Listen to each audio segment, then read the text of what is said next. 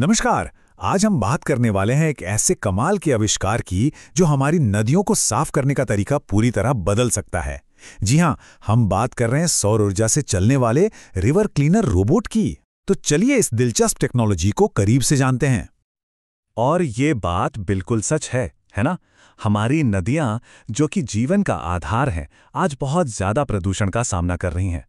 और देखिए, ये सिर्फ पर्यावरण का मुद्दा नहीं है, ये तो सीधे सीधे हमारे स्वास्थ्य और पानी में रहने वाले जीवों की जिंदगी से जुड़ा हुआ है।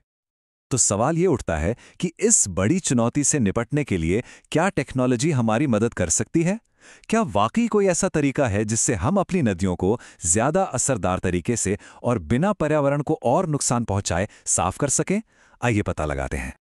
और इसका जवाब है रिवर क्लीनर रोबोट। ये सिर्फ एक मशीन नहीं है, बल्कि ये हमारी समस्या का एक बहुत ही प्रैक्टिकल और सोलर पावर से चलने वाला जवाब है। अगर बिल्कुल आसान भाषा में समझे तो ये एक स्मार्ट नाव है। इसे दूर से कंट्रोल किया जा सकता है और इसका मेन काम है पानी की सतह से कचरे को एक कन्वेयर बेल्ट की मदद से उठाकर इकट्ठा करना। कितना सिंपल है ना? तो ये काम कैसे करता है?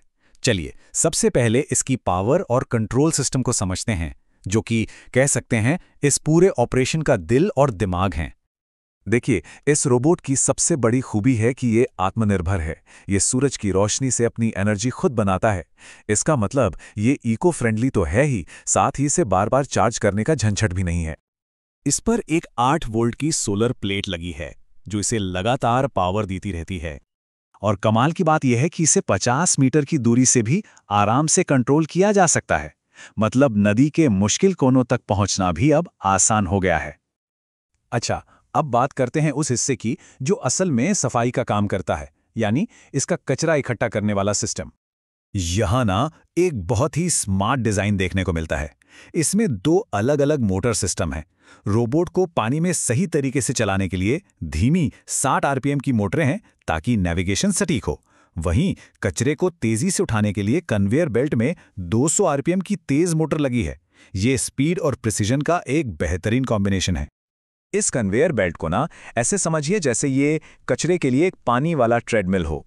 ये लगातार घूमता रहता है और पानी की सतह पर तैरते हुए किसी भी कचरे को उठाकर रोबोट के अंदर बने स्टोरेज में डाल देता है।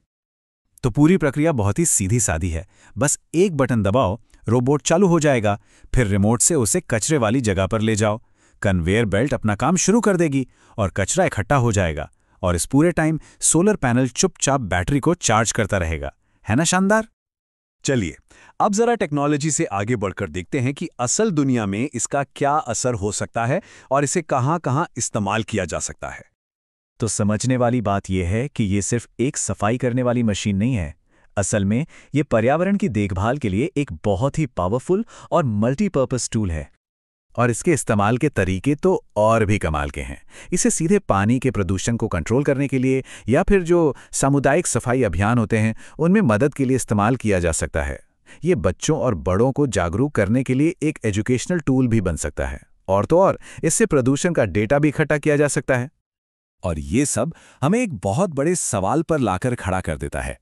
जरा सोचिए, जैसे जैसे इस तरह की टेक्नोलॉजी और सस्ती और आसानी से उपलब्ध होती जाएगी, हमारे पर्यावरण को बचाने के लिए ऑटोमेशन का भविष्य कैसा होगा? ये एक ऐसा सवाल है जो आने वाले कल के लिए कई नई संभावनाएं खोलता है।